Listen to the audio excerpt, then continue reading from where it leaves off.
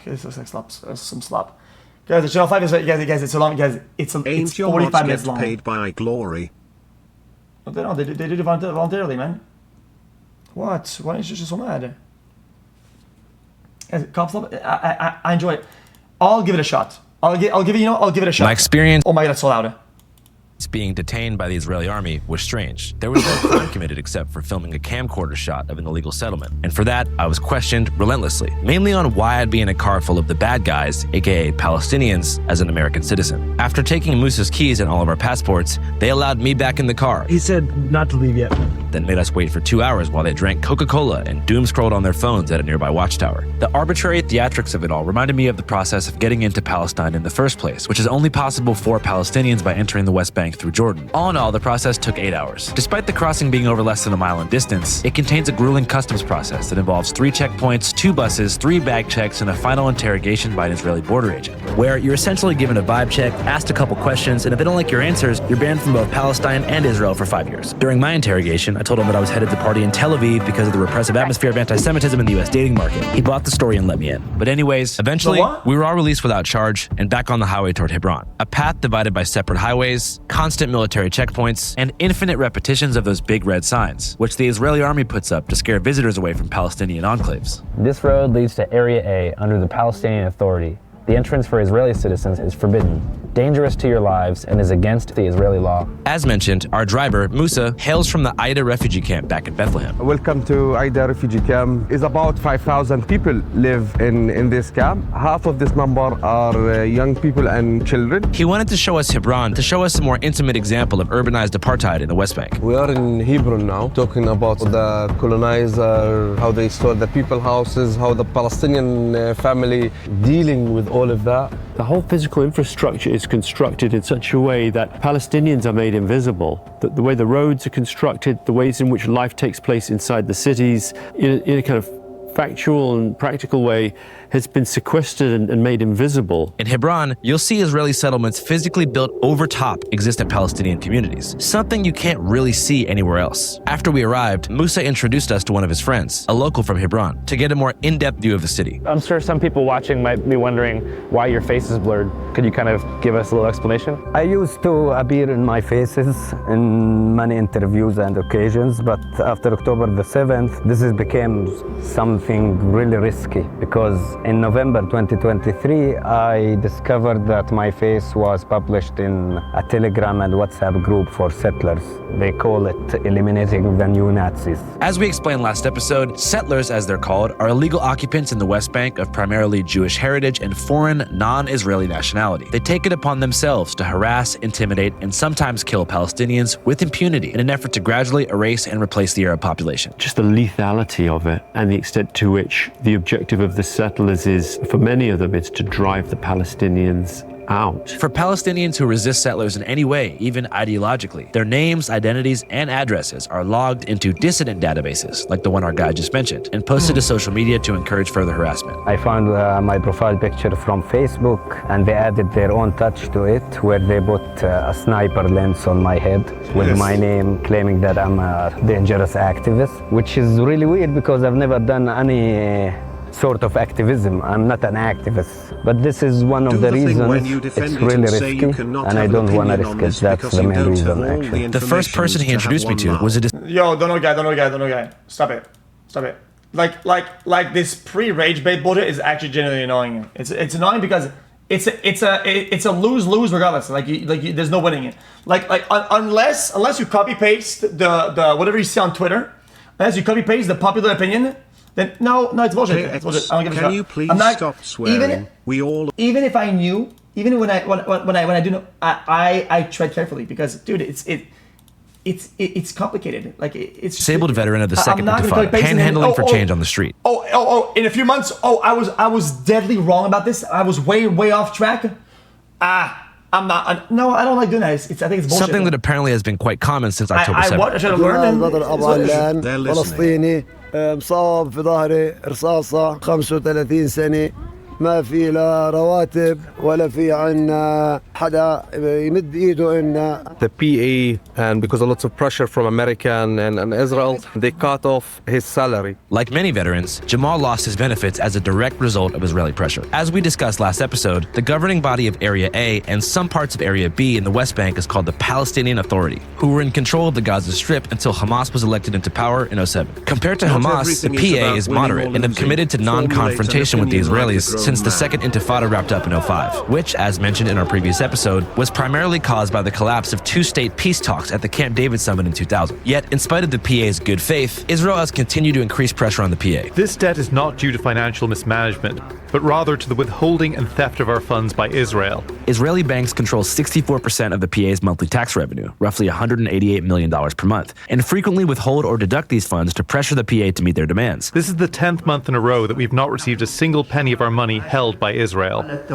This system of illegal revenue control prevents the PA from being able to provide basic social services like benefits for veterans. They've also devastated the West Bank's medical infrastructure by revoking the medical degrees of all Palestinian doctors and medical professionals who earn their degrees from non-Israeli universities, while simultaneously calling for the assassination of any PA officials who so much as hint at the idea of a two-state solution after October 7th. يعني عايشين من قلة الموت ما في دخل ما في شيء بتنجبر انك تقول للناس اعطوني تمد ايدك للناس ما في لا دخل ولا فيهم يعني بدك تحكي يعني الوضع صعب يعني الساعة احنا اهون من اللي في غزة بس برضو وضعنا صار بده يصير يشابه شوي احنا قاعدين بنجر لوضع زي غزة وزيادة. There's a de facto sense in which life becomes intolerable. I mean, they're doing this in Gaza, right? They're saying like incentivized emigration, saying like you just leave. So I think there's a sense in which they complicated.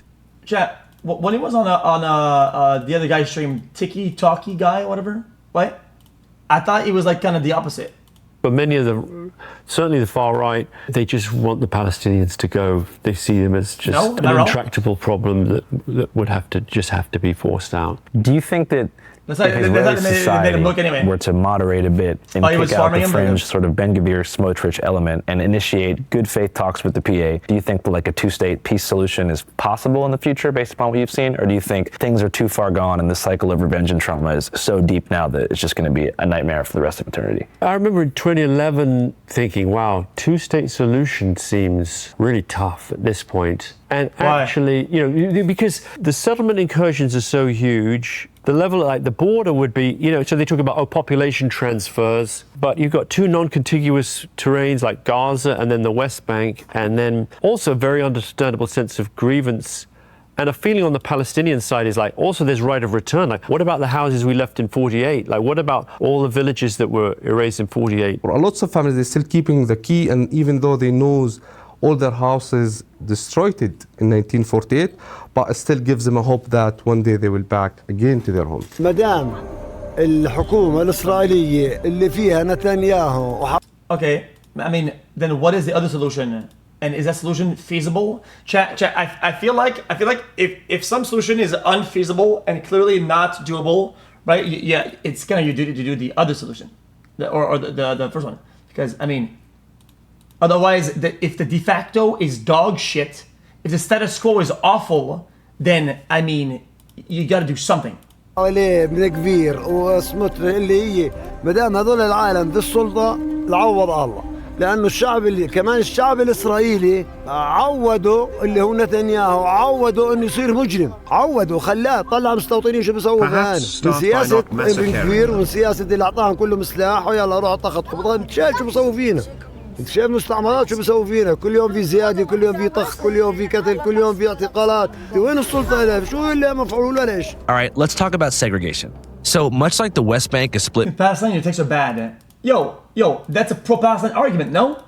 That there is an official Palestine and Israel. Otherwise, what? Otherwise, the whole thing is Palestine. I mean, I don't think anybody would go for that. It'd be like the endless war.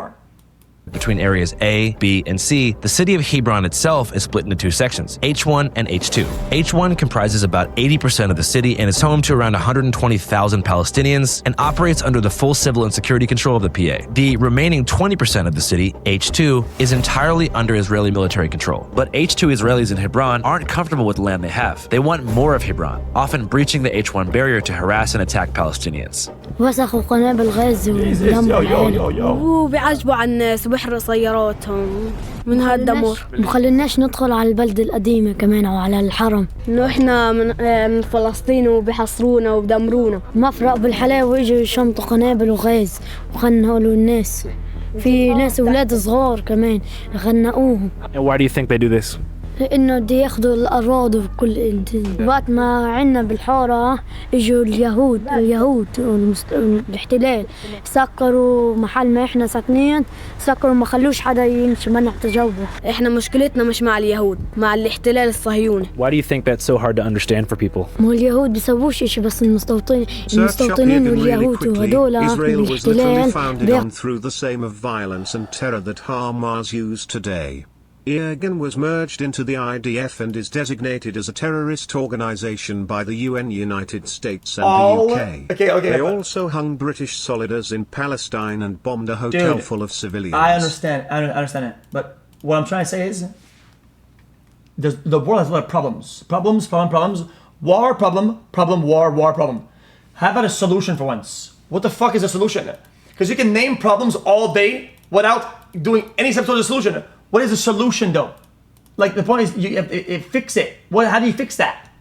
ياخذوا الأراضي وبكسروا بخلوش الناس يوصلوا على الأراضي. إنه اليهود بيسووا لنا شيء اليهود بيسووا لنا شيء بس الاحتلال بيدمرونا بيطخوا علينا. هذول الصهاينة والصهيوني انت ما تتفاهم معهم اصلا يهود بنفسهم مش متفاهمين معهم. For a more in-depth history lesson with our local guide, we decided to sit down at a Palestinian coffee shop and get down to business. Okay guys, so before we start our walking tour, it's better then Landia.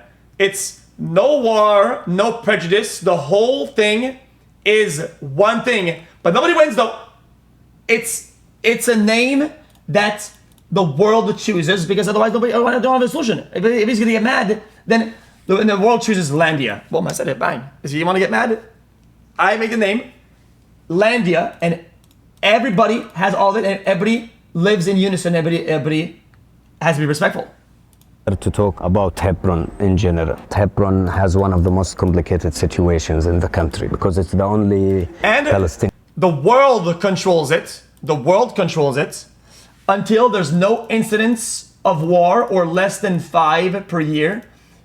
And then everybody that is happy, they own it. In a city where you can find Israeli settlers living in the middle of it. If you go to Jerusalem or any other Palestinian city, you will find all the settlements located on the outskirts. But Jerusalem, actually, there are settlements located in the middle of the city. But what makes it different from Hebron, that sometimes when you walk in Jerusalem, you don't realize that you are passing by a settlement or you are inside a settlement. Right. Every corner in Jerusalem, they make it look like as if they want you to remind you that this is not Palestine's Jerusalem, it's Israel. And here you can see all those Israeli flags all over the place. And this whole contrast shows how there is this tired way of Israelizing Jerusalem, while in fact it does not really match the reality on the ground. In a way, Hebron can be seen as a more intense version of Jerusalem, where while some Zionist settlements do exist, it's more of a destination for rabid bands of settler youth who flock to Temple Mount for occasions like Jerusalem Day with heavy security. But this is not the case in Hebron, because the areas where all the settlements is located in the middle of the city is not accessible for Palestinians. So you have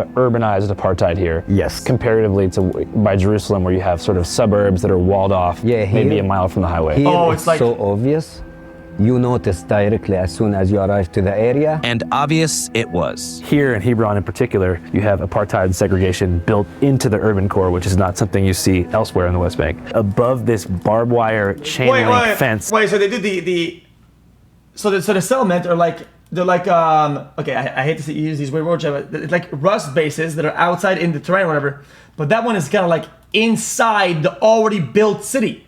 So it's like if you go to bandit camp and you have like a little rust bases inside bandit camp. I mean, I get it, right? That makes sense. There is an Israeli settlement that has physically been built over top of a Palestinian street that used to be the biggest commercial hub of the city until 2000. So as you can see, there's a 4-story apartment building right above me. They have a separate entrance to get inside of the street in front of it. They have Israeli flags in the windows, and it's totally inaccessible to any Palestinians or foreigners who don't live there. So there's a total separate infrastructure that's been built illegally, but also, as you can see, there's a ton of garbage. I mean, it's literally honeycombed.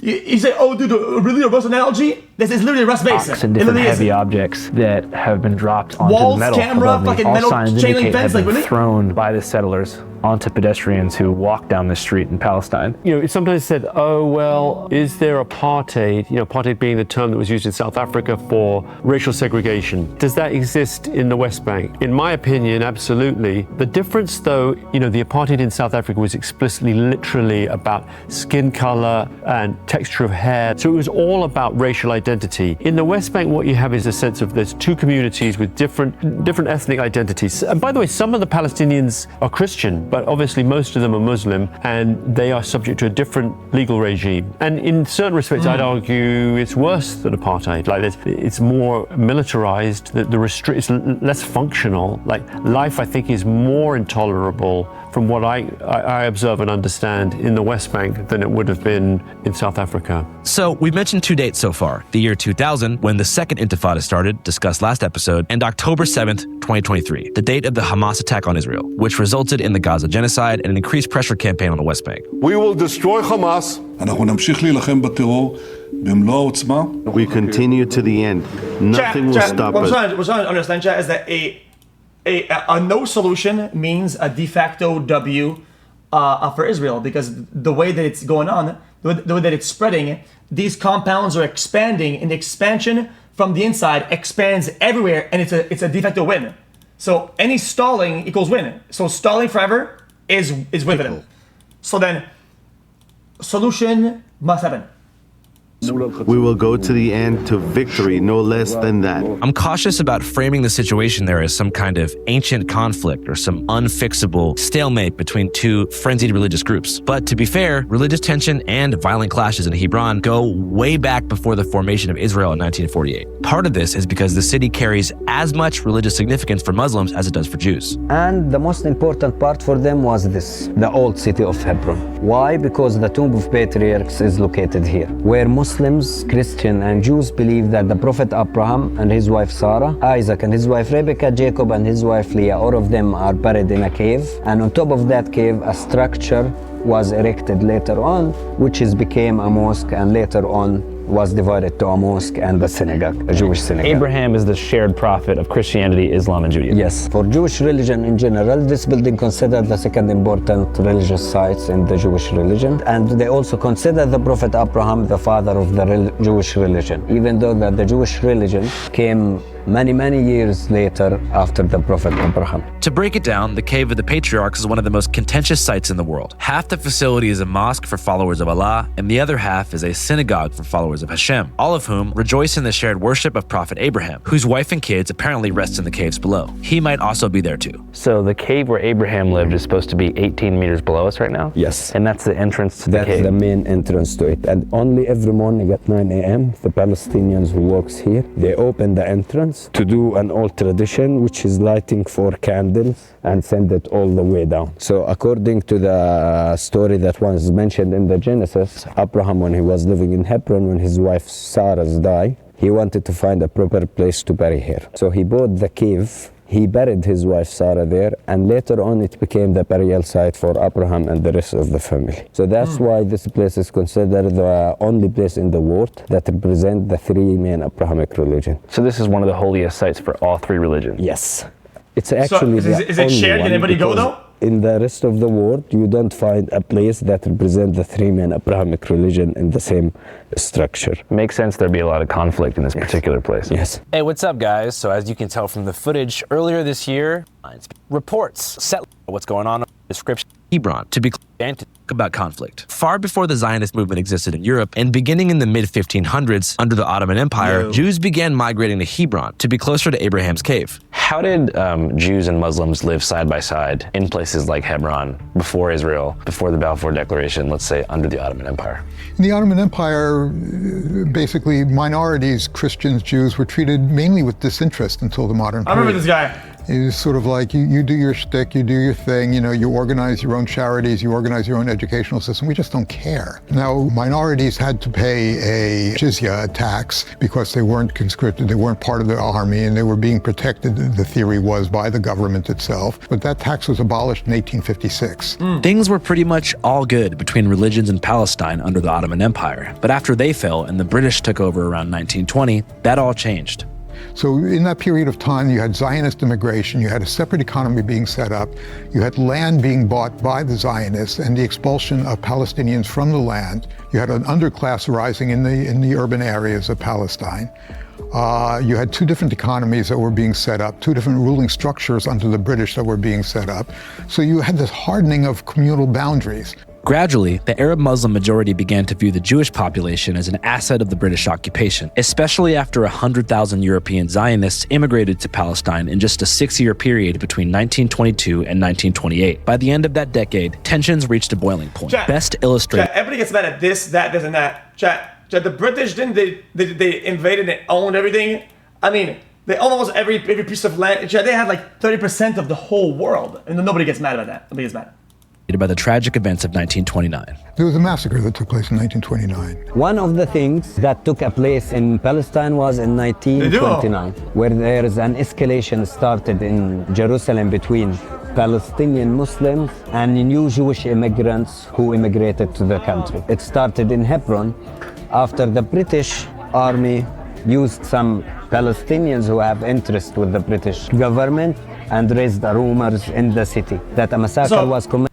So what would have been the play then? The play would have been to say no? To what? To harden the border and say no immigration, low W?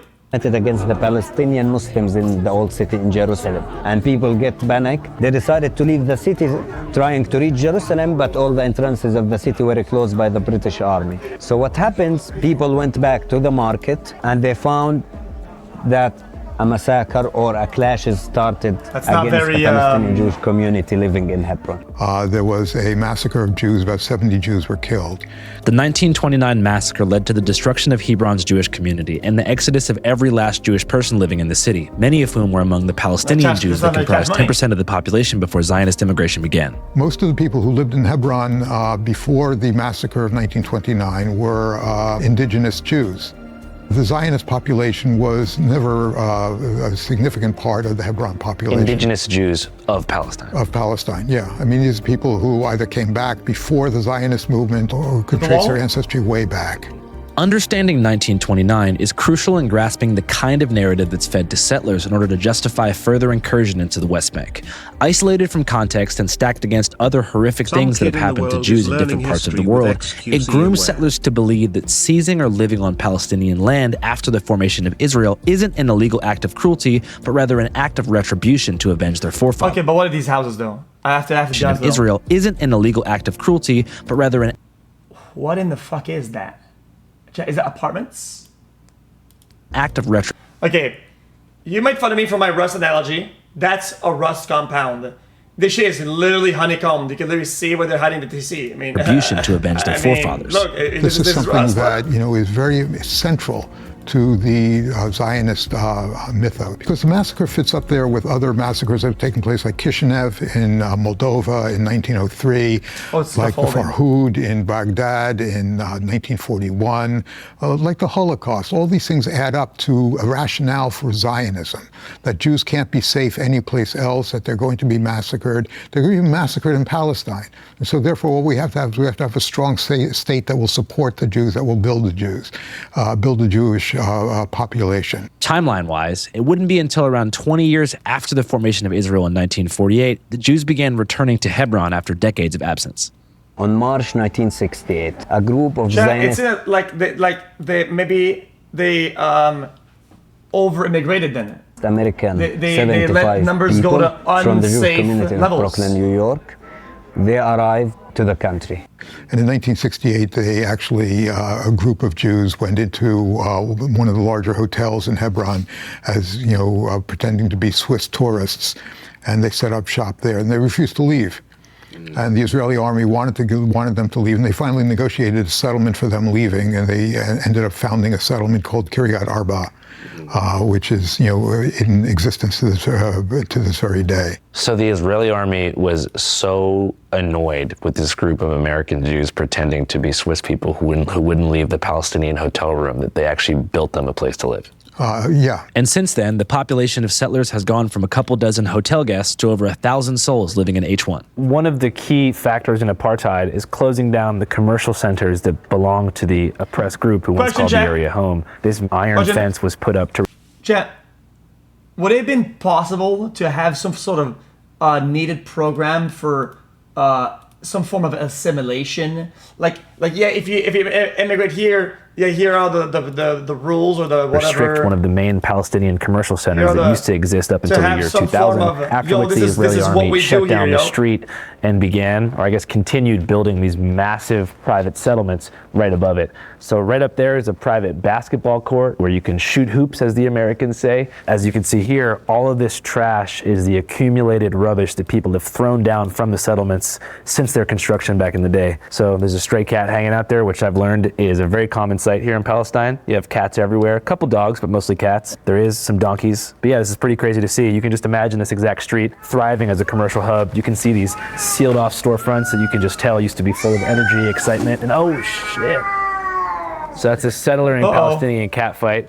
Cats obviously are not aware of the political situation, but it's a metaphor for what's going on. Even if these cat-infested barriers weren't built and there was freedom of movement, though, Palestinians would still be subject to arrest if they tried to cross into H1 without military authorization. So this massive purple area that you have here on the map, it's coded purple because it says travel forbidden. Yeah. So you have almost half of the urban core restricted to Palestinians. But this division appeared in 2000. Okay. That's why, after 1984, the city was still accessible, that part of the city without any problem. Then in 1987, the first Palestinian civil uprising started, known as the First Intifada. So we've talked about the Second Intifada a few times, but the first one began for almost identical reasons: Palestinian frustration with the military occupation of the West Bank and Gaza Strip. But the key difference between the First and Second Intifada is that the first one led to a conversation, a negotiation between the Palestinian Authority and the Israelis. And unfortunately, it resulted in signing an agreement known as Oslo Accord or Oslo Agreement. The Oslo Agreement, discussed last episode extensively, is the reason for the Area A, B, and C divisions in the West Bank, and widely regarded as a failure on both sides of the coin. For us, or for me as a Palestinian, I found that agreement was the worst agreement that was signed in the Palestinian history. US. Why in particular? Some Hamas deal that doesn't materialize.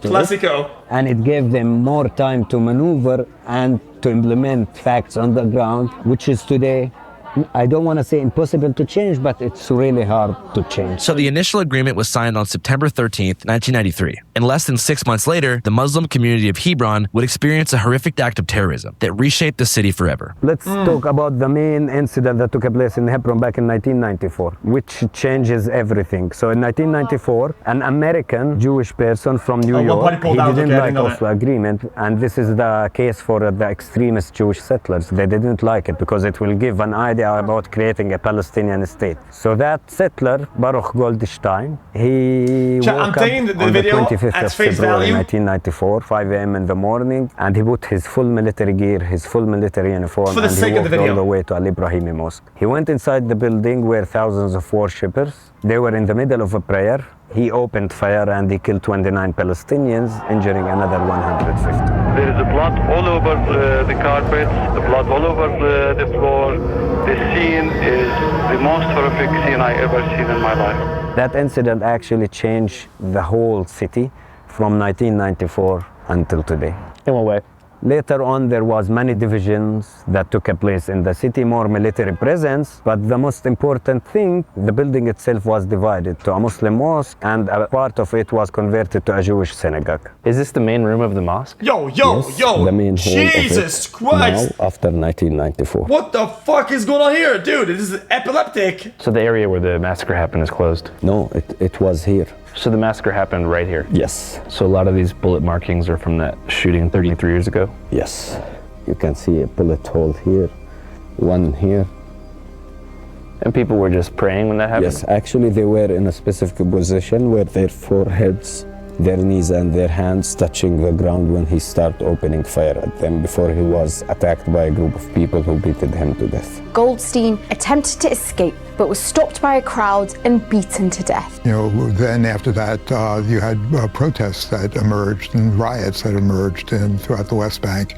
The army went in and basically divided the city at that point. And so then you get H1 and H2 out of that. Is it true that Ben-Gvir, the active Minister of National Security, for quite some time, had a framed portrait of the mass shooter in his living room? Yeah. And they let this guy... There was a shrine that was built in this guy's, honor. The mass shooter? Yeah. Why? Because he was a mass shooter. Yeah, but I mean, like, I know that internet kids nowadays, like all the white supremacists, love the Christchurch mosque shooter because they hate Muslims. But I mean, mid-90s, honoring a mass shooter pre-Columbine. They didn't look at it as a mass shooter. They took it as somebody standing up for the Jewish people. Why? Well, you and I would say because they're crazy. I just find it crazy that that kind of fringe extremist element is given a seat at the table in government. Yeah. Well, they are, and that's one of the aspects of this Netanyahu government. He was so desperate to form a government that he brought in people who were basically would be shunned by any other government, in process of formation. Ben-Gvir, other people as well. Yeah. You think that those guys will end up somewhere like Nuremberg a few decades down the line? No. Do you think Trump is ever going to be held up as a war criminal, or Hegseth is ever going to be held up as a war criminal in spite of the fact that they're ordering war crimes being committed? Right, but I mean, Trump's not walking around the border putting people in chokeholds. Ben-Gvir tucks his shirt in and walks around yelling at minorities. He's kind of got like a little bit of an African warlord thing in him. Well, he's got, he can't travel to much of the world. He can't travel to Europe, for example. No Mediterranean vacations. France has decided to ban Israel's far-right police minister from access to French territory. After exiting the mosque, we headed over to the synagogue side of the facility, which apparently our guide couldn't come into. Because you're Christians and not Muslims, you can go into the mosque and then go to the synagogue if you want to. Okay, cool. He can't go with you, though. All right. Okay, because he's a Muslim. All right, thank you. Well, I'm sorry we have to leave you here. And I don't want to wait here because the soldiers are there, so I'll wait you up. Okay, see you. Can he go to the mosque, though? I'm confused. If they go to the synagogue, if they go to the mosque, then how come he can't go to the mosque, at least? But...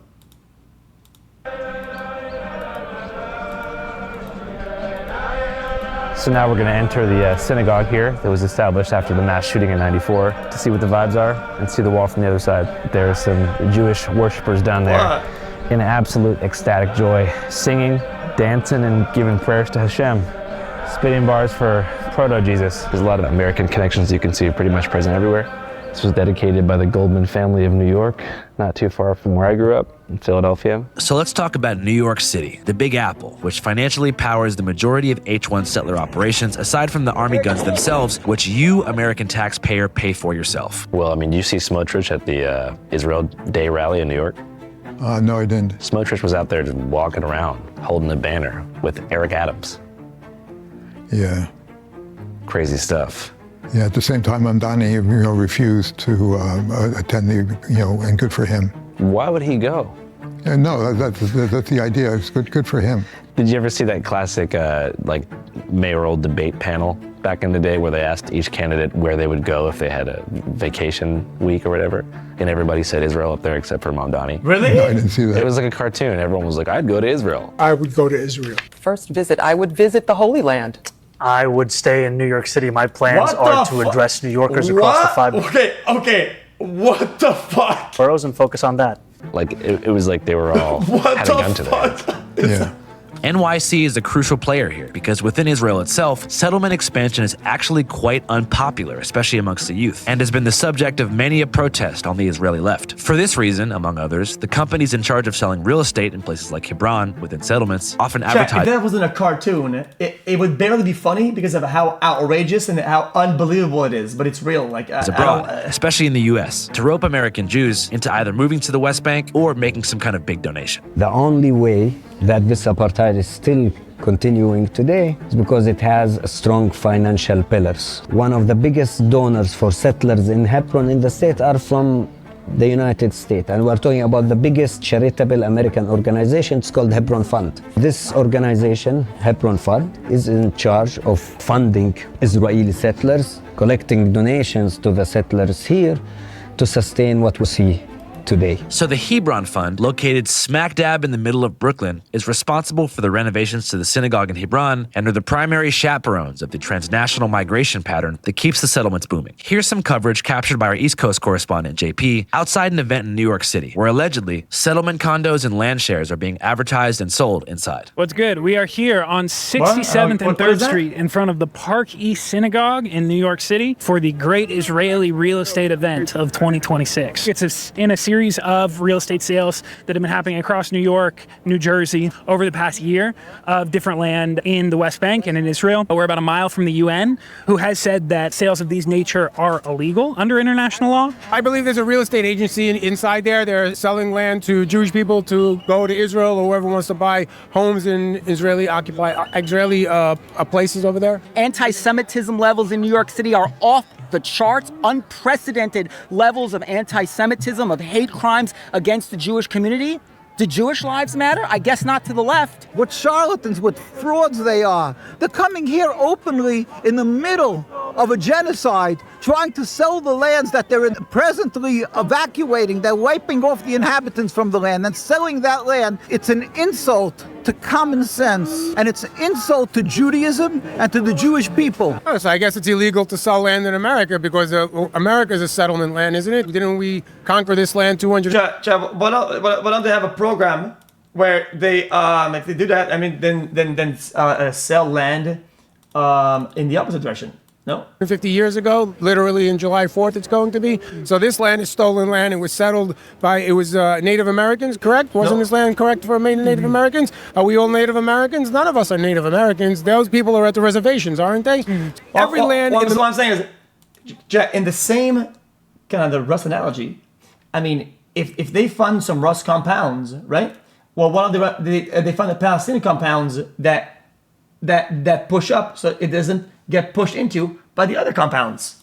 Middle East is settled land because Egypt was Coptic Egyptian, Yemen was Jewish, Syria was Christian, and the Muslims took it over. So that's settled land. They're occupied land. If you go again back into biblical times, Muslims didn't live in those areas. Muslims were created 600 years after the birth of Jesus Christ. The synagogue has the right to invite whomever it wants. It's not an illegal purpose. The movement of Zionism is a terrorist movement, and you dare to stand up and defend it. Be embarrassed of yourself. So if I was hosting an event that was showing you potential speculation for how we can sell children out of a church, everyone in the world would know exactly what that was. It would be illegal. It would be both under international law as well as New York law. You cannot plan to commit a crime. And the reality is, having been inside these places, they absolutely do commit war crimes all the time directly out of these synagogues. They're using it, as they like to say, as a human shield. But the reality is, there's no defending what they do without whataboutism or outright lying, the second of which is more common on their end. With all due respect to Channel 5 or whatever lefties you are, with all due respect, they're here to call for the destruction and annihilation of the world's only Jewish country. We're here to support the empire. Don't be an anti-Sith. Hold on now. The Galactic Empire is the most moral empire in the entire galaxy. Here we go. Really? I'm with you. And they kick him out. Wait, hold on. And they kick this guy out, really? You guys, I'm supporting the Empire. Anakin Skywalker has done so much for young Jedi children. If you guys don't want to live in the Galactic Empire, why don't you go to Dagobah? Okay, what about Order 66? Or Tatooine? There we go. I support the Empire. Support the Empire! Yes! You support the Empire, sir, right? Walter Do you support the Empire? And this is Walter Matheson. What do you think about him? Walter Matheson is a weird... Oh, that's the Joker. Mother. All I can tell you is this is the guy who was in Gracie Mansion, and when he told him that everybody is welcome into the United States of America or into New York because he didn't like ICE, ISIS-supported terrorist guy came over his shoulder and threw IED or some type of an explosive. You don't get to come from outside and then tell everyone else. He needed to see that not everybody is welcome here, not everybody is peaceful, and the people that he wanted here, the immigrants, threw a bomb over his face. This so-called Jewish state is a fraud. It's not a Jewish state, it's a Zionist occupation. When they made the state, you can see this is David Ben-Gurion reading the Declaration of Independence. They're rebelling against God. They're not even covering their heads. As you see, every Jewish male is... Yo, this guy came out with the fucking book. Bro's got the lawyer. He doesn't need Google or AI. Bro pulls out the book and starts flipping over the pages. Holy shit, I cannot. To have a covering on their head. And here they're making a so-called Jewish state. At this historical moment, they didn't even deign to at least to make themselves appear as some representative of Judaism. The Hasidic community is split on the question of Zionism and the question of Israel, because some of them say that according to Scripture, God will bring the Jewish people back to Palestine. And this is forcing God's hand, and this is something you don't do. You don't tell God what to do. So fundamentally, we don't go to Palestine, we don't go to Israel, we don't build a state in Palestine or Israel, we don't try to force God's hand.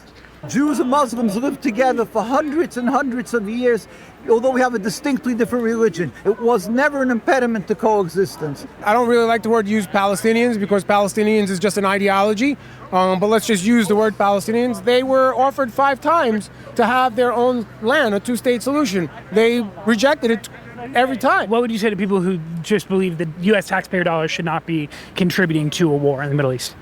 I say tough luck. Unfortunately, civilians are always going to die in war, and they are going to be collateral damage, whether it's going to be on the Israeli side or the Gaza side. Iran, Lebanon, the Houthis, and Gaza, they're all been shooting rockets indiscriminately into Israeli airspace, where it lands, wherever it lands, they don't care. They've been screaming boom, boom, Tel Aviv. So what are these people any different? All right, that's enough from the Americans. Back to Palestine. After scoping out the synagogue service, we decided it was time to leave and link back up with our guide. As we returned to the central market, I began to see the few Palestinian shops that remained start to close their windows and put away their wares. What already felt like a ghost town was getting even more desolate. So that is the IDF or IOF behind me. They're pushing people out of the way so that settlers can walk through. So for those who don't know, can you tell me your name and where you're from? My name is John. I'm from Dallas, Texas, so they can United walk States. Through? What brings you out here today? I was just tired of sitting on my hands and not doing enough to help the Palestinian cause. And what specifically is happening right now? Right now, what we can see down the street here is what we call the incursion or the invasion. Every Saturday, the military closes down all the shops. They force the Palestinians to close their shops, and they are escorting young settlers throughout the city. So you have about 50 to 75 settlers behind 4 to 5 armed security guards, or specifically 15 members of the military. They're going to walk them through the street. So you have the army telling people to get back with guns and stuff, saying let them do their thing, or let's get Okay. They have all the guns and shit. Why do they have to close the shops though? What if these guys want to buy a bracelet or some shit? What the fuck? What the fuck?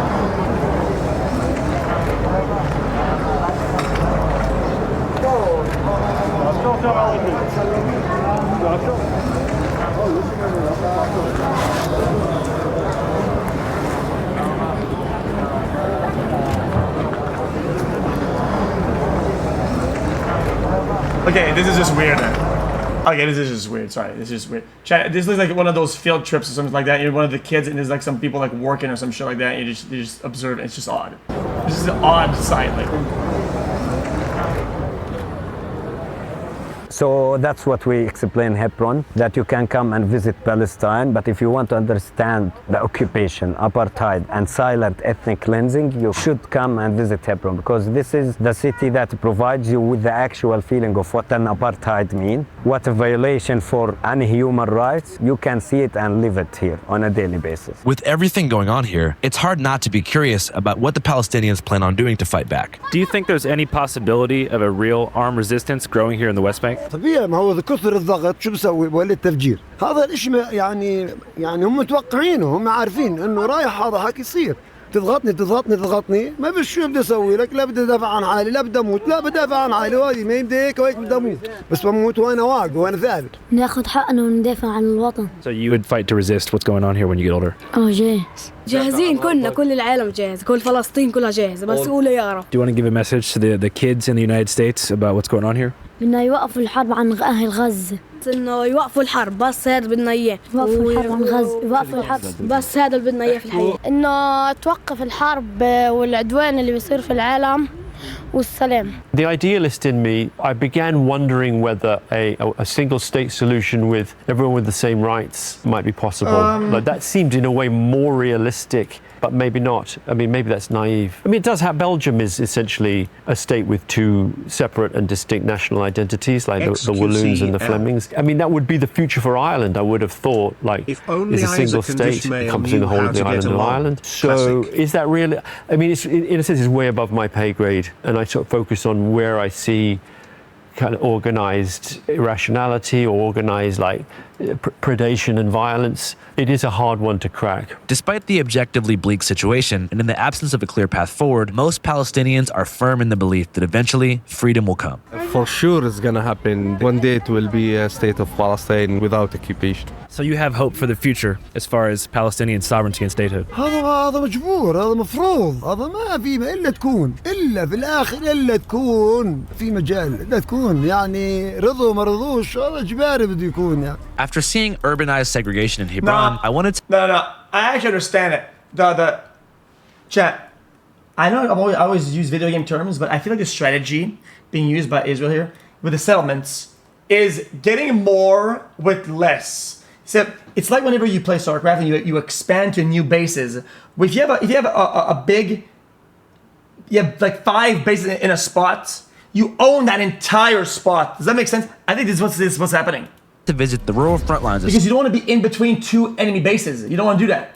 So with very little, you get a lot of space. Settler conflict to a village somewhere outside the urban core, where Arab Bedouins were subject to the kind of attacks that I'd seen through a great deal of user-generated content on social media. So we hopped back in the car with Musa and drove even further south to the villages of Masafariata, most notably featured in the award-winning documentary No Other Land. Our plan was to meet a local official and get a full tour of a village on the front line of this horrible conflict. If you'd like to see this coverage and support us while doing it, and also if you want to see the full 2-hour sit-down with Louis Theroux, head to our Patreon at www.patreon.com/channel 5. If I had it my way, everything would be free. But hiring fixers, renting equipment, traveling across the world and fighting lawsuits against powerful people is very, very expensive and time-consuming. So we need your support. Channel 5, as mentioned, is a totally independent crowd-funded newsroom. And we can only make money 3 ways: merchandise, limited ad reads, and of course, Patreon, where a sizable army of real ones pay $5 a month to get access to... These videos are hard to just... Oh, hey, yo, really? The entire catalog man? of uncensored, early exclusive, and crazy-ass content. So if you want to support us and see more, again, it's www.patreon.com/channel 5. I'm going to put the link in the pinned comment and description box of this video. Have a great day. Channel 5 live worldwide, Hollywood and Vine. Fuck the authority. Channel 5 News. Channel 55. We don't fuck with custers. Does this comment go towards US taxes?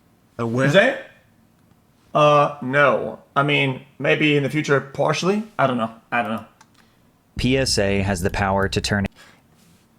Okay, chat. PSA. As I always say, I think it was good, but I have to take it for face value because it's hard, because sometimes something has to be challenged.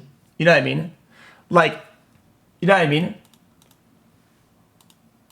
A singular Pokemon card. Because there's a lot of statements. A lot of people are saying a lot of things. For the sake of the video, I have to say, okay, it's all true so that I can understand what's going on. Otherwise, nice reaction, Mr. X. But will you now watch a propagandist from the other side? That's what I'm saying. I'm glad you paused at that frame so we didn't have to hear a shit take xQcl. What if you went into a settlement or whatever and did the same type of video so it would look like it? Challenge both videos as views and have some form of conclusion of some form of, okay, that was, let's say 80% true. That was whatever. You know what I mean? Because people are going to give a lot of pushback to things that are one-sided.